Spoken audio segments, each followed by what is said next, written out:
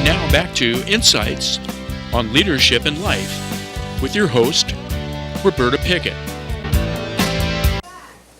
Thanks for coming back to us here on TSPN TV for Insights on Leadership in Life. I'm your host, Roberta Pickett, and I'm here with Jason Mulford and John Stetler and Martha Perez. Yes. And we're talking about the impact that family has on leadership and success. And we were just beginning to talk about that, but what is leadership? If the impact that family has on leadership, what's leadership? Being an example.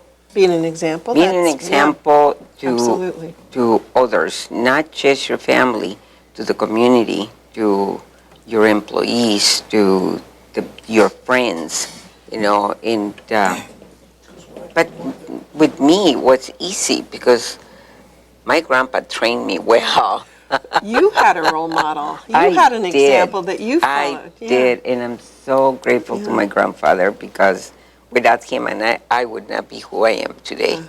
I have a good friend who says in his leadership classes, the camera is always on. Mm-hmm. And I think that's what you're saying, is that people are always watching us. It doesn't matter whether we think they are, or, who they are. Exactly. People are watching what we do and how we do all it. The time. All the time. All the time. And then how we, what it could be a good role model or it could be a bad role model. So.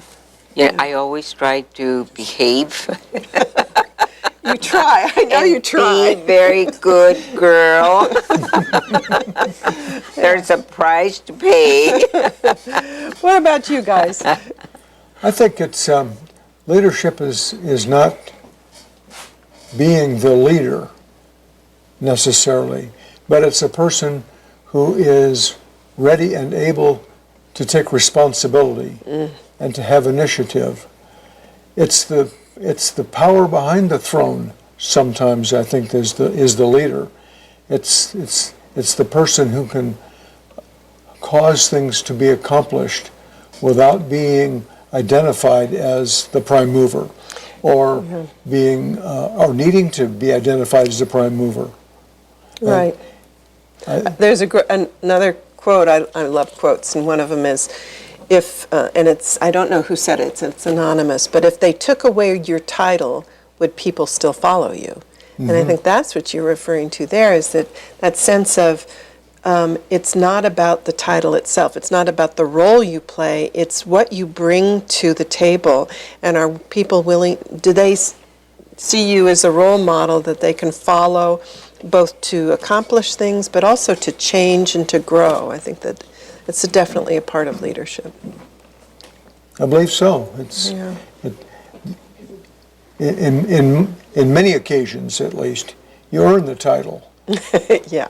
But I think in most situations in life. How did you earn it? Yeah. You earned it because you demonstrated some skills and some abilities that people might follow you if you didn't have the title, and probably were following you when you didn't have the title. Yeah, so it's somehow something about stepping up to responsibility in your life. It's being a role model for others. What else, Jason? What else is leadership? Some of the things that you learn in the military is different types of leadership and leadership traits. For instance, we're talking right now about positional leadership. You're put into a position to lead either by title or assignment. And there's authoritative leadership, there's permissive leadership, people allow you to be a leader. You can also be a leader as a servant, be a servant leader. When you can follow Jesus, how he's led a church. You can do how the military does, where they use positional leadership and authority to dictate, to mobilize people to do what they want. And at lower levels, as it steps down through each level of leadership, the information is given out even in different manners, different ways, as long as the mission is accomplished. So you're looking at which area, what type of leader you're going to be. How are you influenced to be that leader? What is your mission in life? What do you want to do? It seems to me that as we, I think back to my corporate days, and that I really wanted to try to bring out leadership skills in all of my staff. It's because I think that anyone can be a leader. Anyone can, if they develop the gifts that they have that are their unique gifts. Look at me. Allow them to come to the table. Yeah. I learn from watching other people and wanting to learn and wanting to be, that other. You had a I had desire. a goal. It's like you had a vision. I always had the discipline because my grandfather always teach me to be very disciplined on everything that I did. Every day, you have a routine that you learn to do to become better at what you do. Every day you do it better and better and better. And you don't, you're going to fall down, get up and keep on going. You're going to get hurt, get up and keep on going. Don't give up. What about attitude? Does attitude have an Oh, impact yes. on leadership? Oh, yes. Well, you have to have some belief in yourself, which means somebody had to be encouraging you along the way. And you have to believe that you can make a difference. Yeah. So even if you believe could make a enough. difference, but you don't believe in yourself, it doesn't work. You really have to have both of those things. Belief in yourself and belief in what you're trying to accomplish. And the belief that you can make a difference. That you can make a difference. Is that the same thing as vision, or is it different from vision? Vision is more long view. You have a vision of accomplishing a peaceful world, but the steps that it takes to get there are the ones where you need to feel like you can accomplish that step and then accomplish the next step. And that you can make a difference in the things that you do. And it will be better, it will be more, there'll be something to show for every one of those steps, that you really accomplish something.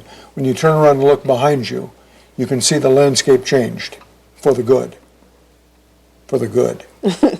Yeah, because there can be negative leaders too. But obviously we're talking, hopefully, in this We're on the optimistic side. We're on the optimistic side. We want to develop good leaders, yeah. Anything else in terms of that? One of the things I learned when I was a lot younger was to be a great leader, you have to be a great follower. You have to be able to put yourself in the people below you's shoes and ask yourself, is this something you're willing to do? Are you going to ask them to do stuff that you're not? And to be able to inspire them. If you can't inspire them through articulation and your actions, through how you live your life, you won't be able to lead people. They won't follow you. I think, and how That's my experience. Oh, definitely. No, I agree. Definitely. I believe that if you teach somebody how to do something correctly, they're not going to learn the first time. You have to be there for them all the time until they do it right. That's my experience in my business. I'm there, I'm watching. I know they hate me sometimes, but without them, I'm nobody. It's interesting because it's the same thing with family. I mean, Peter Drucker, one of the leading experts on leadership today and management, he's quoted with the quote about managers do things right and leaders do the right things. And you think, and what you're saying, it sounds like, that's what your role as leader, as manager of Jose's. You teach your employees to do the right things as well as to do them the right way. And yet we do that with our families too, hopefully. As parents, that's our role as well. Yes, no? Well, that's part of it. That a dictator is a leader. Yeah. But that may not be accomplishing the same goals that were intended. Yeah. Or their vision is different than what's best for their vision might be different, but if you have that compassion, if you have the humility to recognize that they are suffering through things you have already suffered through, let's say, and remember what it was like in their shoes, and treat them and guide them accordingly. Because telling them to do it may not, but guiding them to do it may accomplish it. And there's a big difference. Well, not many of us like to be told what to do. Well, let me tell you something. Do you tell them what to do? My kids that I adopted, and my children, they tell me now, Mom, I would rather have you take a belt, beat me up, and just get it over with. But no, to sit in front of me and talk to me and explain to me why and how and when and why I'm doing this for your future, because I want you to be a good person, and I'm always going to be there for you, and blah, blah, blah, blah, blah. I just wanted you to take a belt and just beat me up and get it over with. But now they call me and they said, if it had not been for you, I would be in prison. I would be dead by now, because of the steps they were taking by their families, because some of them were abused, some of them were left behind, and, just sad stories that you just have to be very strong and have a lot of love for these kids and just be there for them no matter how bad they were. Because trust me, they were bad.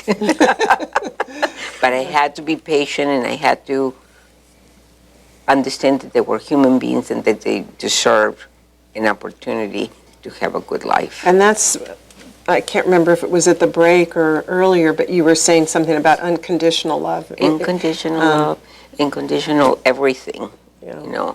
You just give yourself to whatever it is that you're going to do, and you have to have discipline. Well, they were very fortunate to have you, that's for sure. And, the next section, that's exactly what I want to talk about family and the impact. So we're going to be right back after a short break on Insights on Leadership in Life.